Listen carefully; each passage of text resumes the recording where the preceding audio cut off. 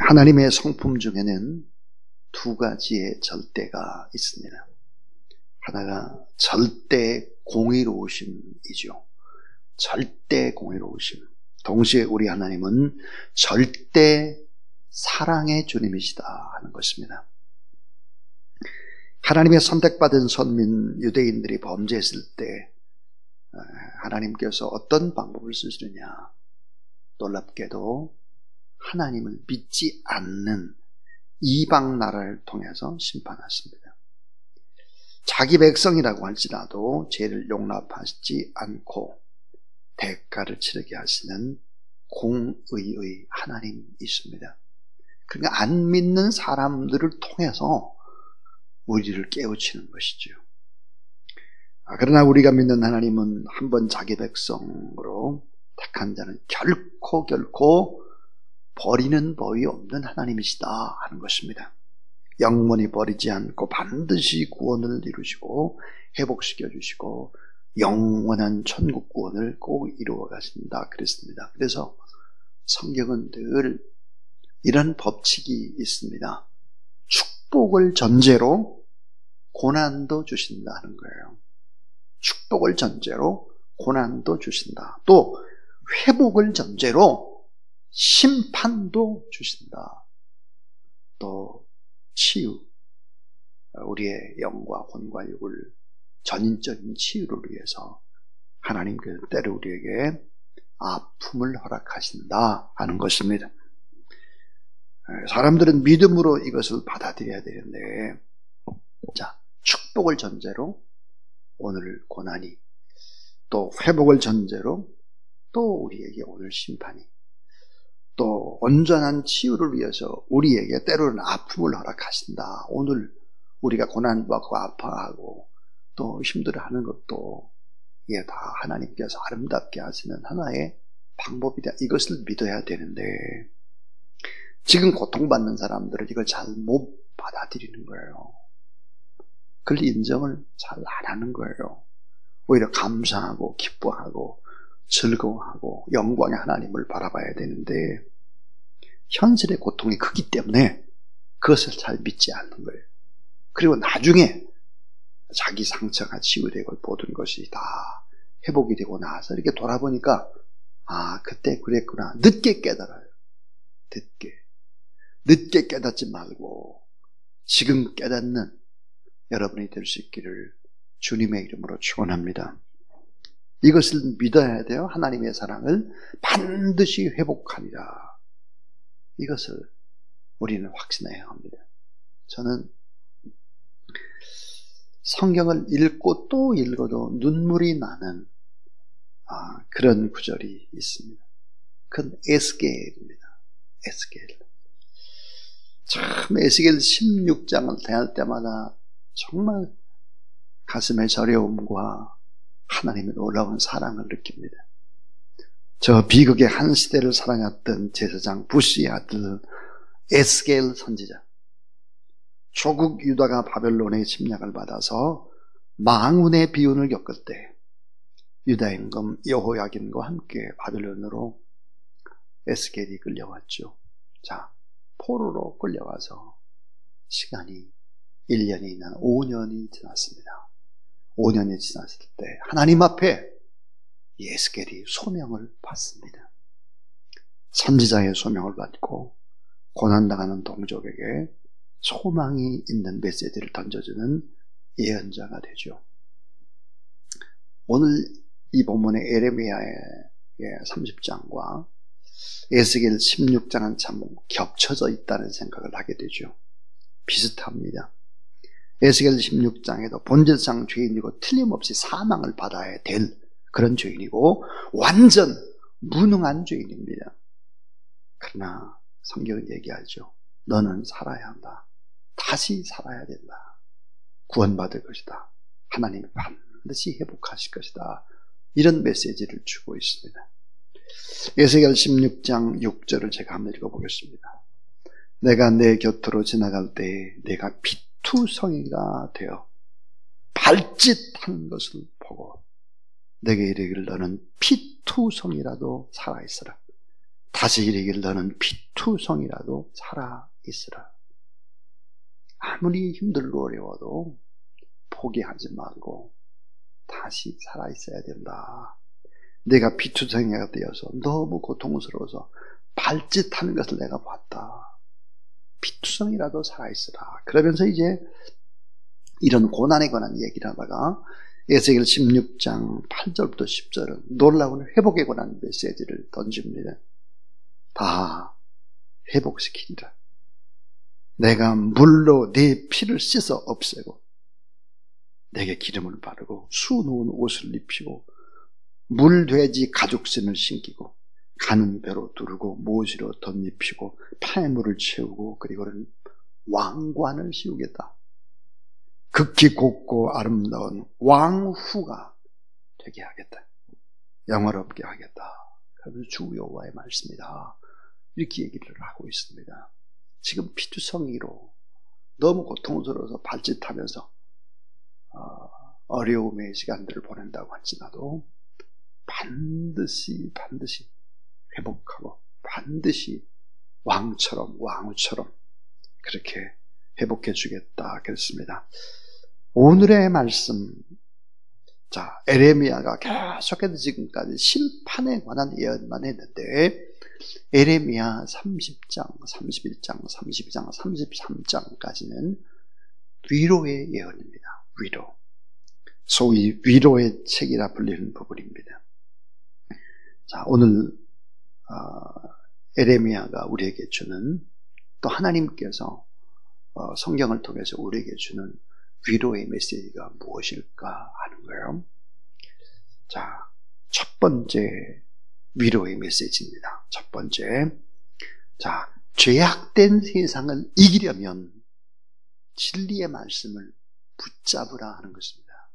이 죄악된 세상을 이기려면 진리의 말씀을 붙잡으라. 진리의 말씀을 붙잡으라.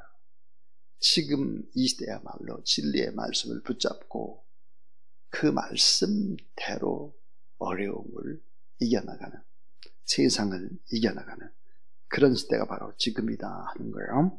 오늘 에레미야 30장 1절을 보시면 여호와께로부터 말씀이 에레미야에게 임하여 이르시되 그랬습니다.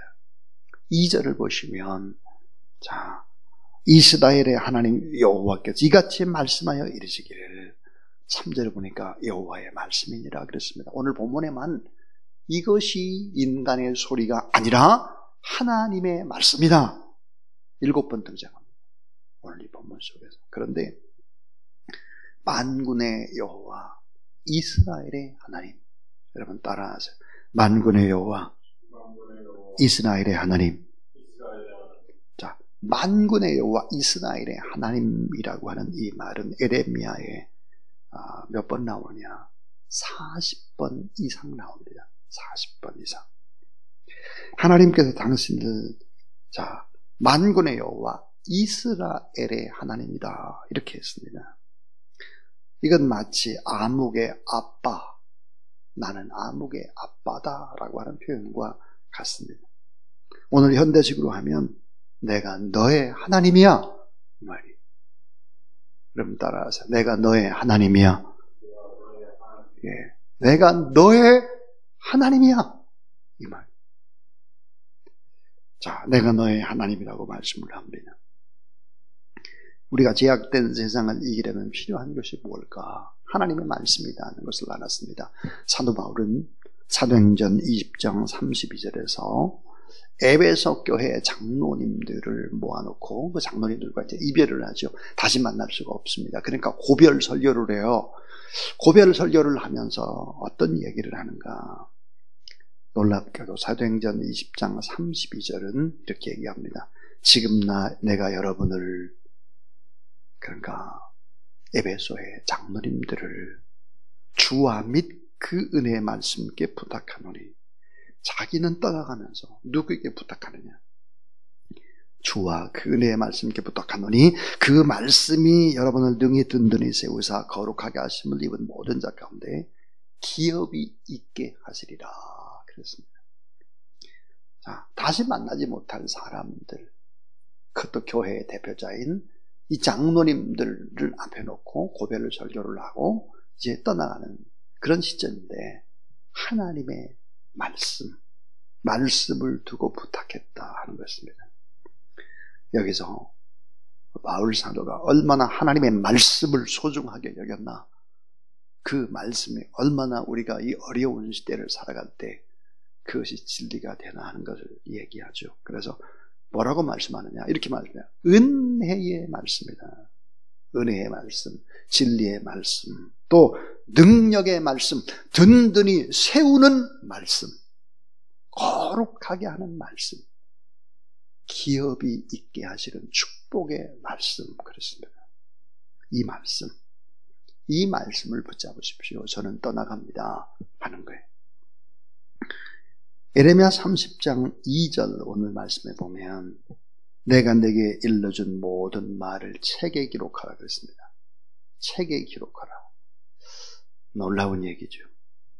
자, 내가 내게 일러준 모든 말을 책에 기록하라.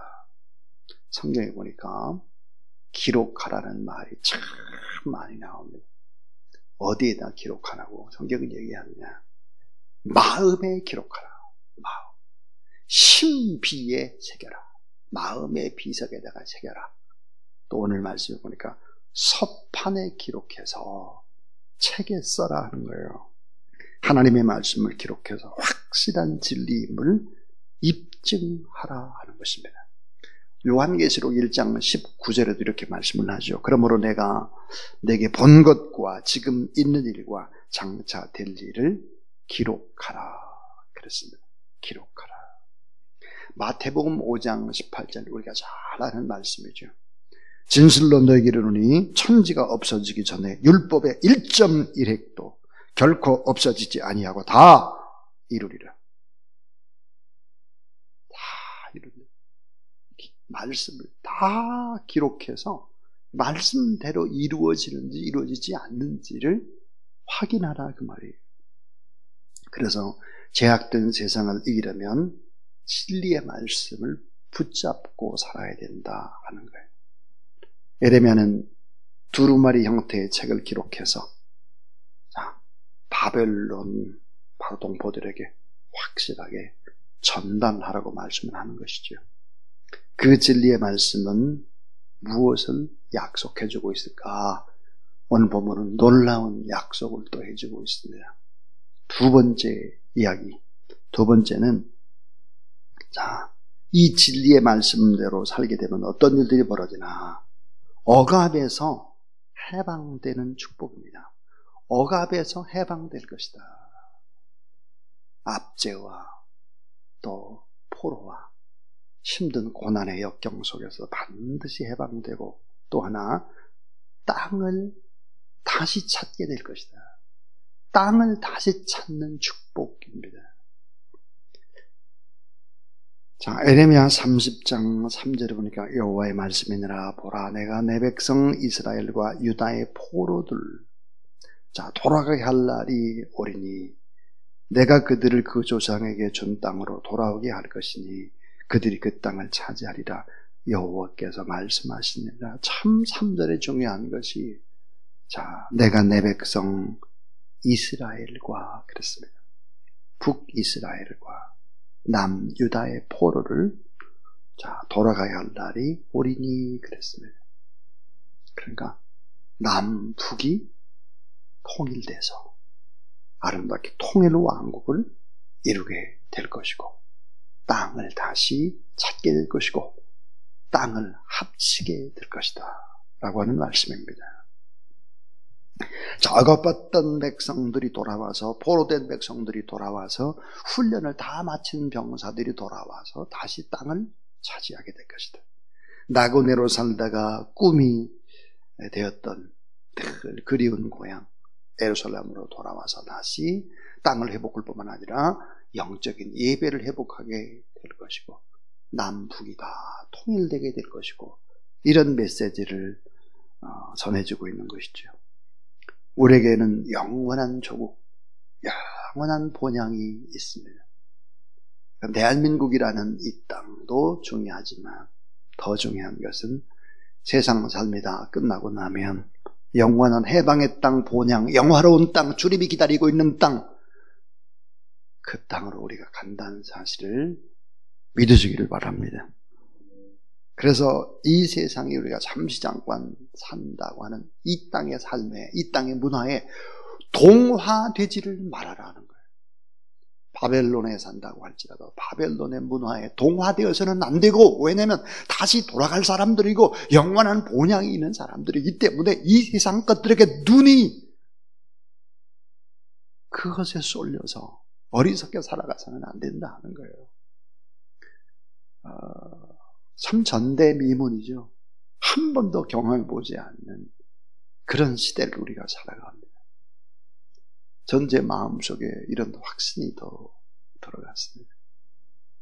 이런 어려울 때는 더 하나님의 말씀을 붙잡고 더 기도하고, 이 성전에 아무도 없다고 할지라도 나 혼자라도 하나님의 말씀을 증거하고 이 하나님 앞에 바로 서지 않으면 안 되겠구나 하는 생각들이 더 강하게 들기 시작했습니다. 더 강하게. 자, 이 세상에 동화되지 말아라. 이 세상 문화에 빠지지 말아라. 하나님의 사람답게 우리는 돌아가야 될 본향이 있는 사람들이다. 역대상 29장 15절. 세상에 있는 날이 그림자 같아서 희망이 없나이다. 이 세상에서 사는 날이 그림자 같아서 희망이 없다는 거예요. 희망이 어려울 때일수록 더 하나님의 말씀을 붙잡고 영원한 본향을 그리워하고 살아야 된다 하는 것입니다. 그 다음에 세 번째 위로의 메시지입니다. 세 번째는 환난에서 회복되는 축복입니다. 환난에서 회복되는 축복. 하나님께서 성도들에게 주시는 환난은 사실상 변장하고 찾아오는 축복이다. 우리가 잘 압니다. 성경에 변함없는 진리가 뭘까? 고난이 축복이다. 고난이 축복이다. 정말 그렇습니다. 고난을 당해보지 않고 어떻게 하나님의 뜻을 이룰 수 있겠습니까? 어떻게 고난을 받지 않고 사람들을 포용하고 이해할 수 있겠습니까? 불가능합니다. 에레미야 30장 6절부터 7절 말씀, 모든 백성들이 두려워 떨고 있는 모습을 묘사하고 있습니다. 요즘 코로나19로 말미암아 다 두려워 떱니다. 전부 다 두려워 떨고 있죠. 오늘 말씀에 뭐라고 하나요? 6절에 보니까 너희는 자식을 해산하는 남자가 있는가 물어보라. 어찌하여 모든 남자가 해산하는 여자같이 손을 자기 허리에 대고 모든 얼굴이 겁에 질려 새파래졌는가? 슬프다 그날이요. 이 말이 뭐예요? 남자들이 두려워 떨고 있어요. 어떻게? 해산하는 여자와 같이 자기 손을 허리에 대고 얼굴에 겁이 질려서 새파래졌다는 거예요. 여러분, 남자는 여자보다는 좀 강하잖아요. 근데 그 남자가 아이를 낳는 여자처럼 오돌오돌 떨고 있고 얼굴이 새파래졌다는 거예요. 다시 말하면 여자들은 더 떨고 어린 아이들은 더 떨고 있는 거예요. 다시 말하면 유다의 모든 백성들이 이렇게 오돌오돌 떨고 두려워하고 그리고 있다 하는 거죠. 그러나 우리 하나님의 약속을 이렇게 두려워 떨고 있는 백성들에게 뭐라고 메시지를 주느냐? 세계 모든 나라, 모든 민족 중에서 너희들을 가장 높이 세워줄 것이고 가장 풍요롭고 가장 강했던 다윗 왕 때처럼 그렇게 회복되리라 그랬습니다. 여러분, 이것은 다윗 왕 때처럼 회복되리라 그 말은 뭐예요?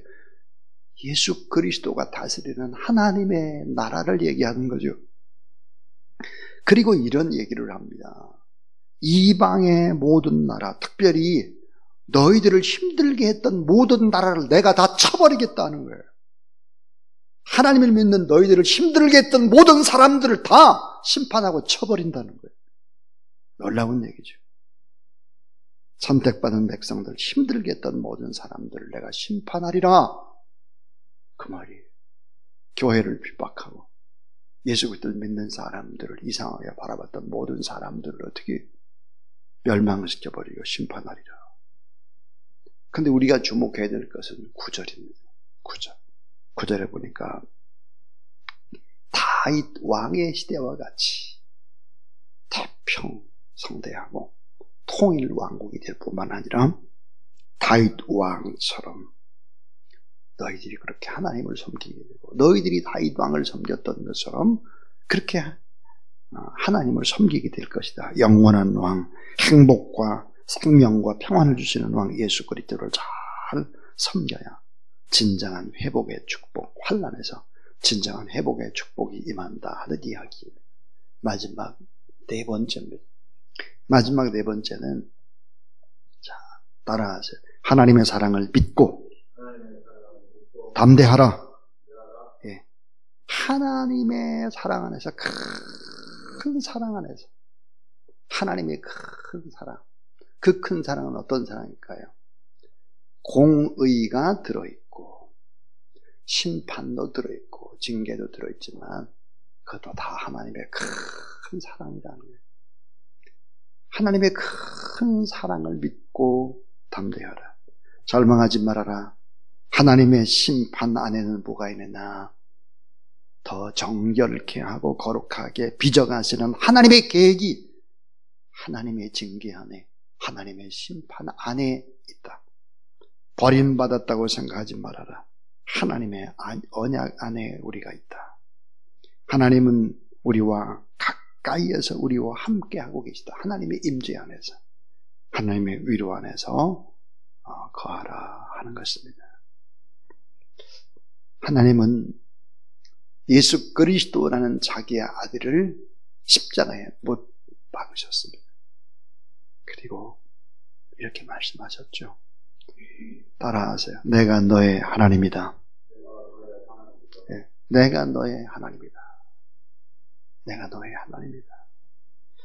이스라엘의 하나님이 우리에게 찾아오셔서 우리의 하나님이 되어주셨고, 이스라엘 왕, 그 왕은 다윗이 아니라 만왕왕 예수 그리스도께서 우리의 진짜 왕이 되어주셨다. 그래서 슬픔과 고통의 날에도, 외롭고 힘든 날에도 이 말씀을 기억하라. 내가 너의 하나님이다. 이 말씀을 기억하고 나의 하나님, 나의 하나님, 그는 나의 여호와, 나의 구세주, 나의 하나님. 이 하나님, 그 사랑 안에서 담대하라 라고 하는 것입니다.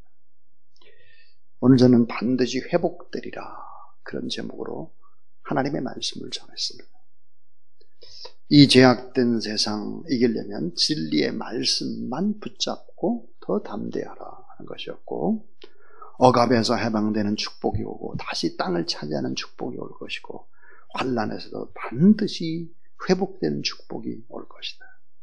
하나님의 사랑을 믿으라. 그리고 하나님을 찾고 하나님 앞에 도움을 요청하고 하나님을 의지하는 그런 여러분 되기를 주님의 이름으로 축원합니다. 하나님 감사합니다. 오늘도 반드시 회복되리라 주님 말씀하셨습니다. 이 회복을 꿈꾸며 거룩한 믿음의 순례길을 떠나는 하나님의 사람들 되게 하여 주시옵소서. 나라와 민족의 어려움들, 많은 자영업자들, 폭우로, 태풍으로 피해를 본 사람들, 코로나 바이러스에 전념하는 의료진들, 우리 주변에 몸이 불편한 우리의 환우들, 하나님께서 함께 하시고 오히려 이와 같은 때 더 담대하게, 더 기쁘고 감사하며 하나님을 예배하는 백성들 다 되도록 하나님 도와 주시옵소서. 나는 너의 하나님이다. 주님 말씀하셨사오니 오늘도 그 하나님 의지하며 믿음의 거룩한 승리자가 되어 담대하게 나가게 하여 주시옵소서. 예수 그리스도 이름으로 기도를 드리면서 이제는 구주 예수 그리스도의 무한하신 은혜와 놀라우신 우리 하나님 아버지의 사랑과 성령의 능력과 권능의 거룩한 기름 부으심이 이 새벽도 하나님 앞에 변함없이 나와서 또 예배의 처소에서 예배드리는 모든 하나님의 사람들 머리 위에 이제로부터 영원토록 영원토록 함께하옵시기를 간절히 축원하옵나이다. 아멘.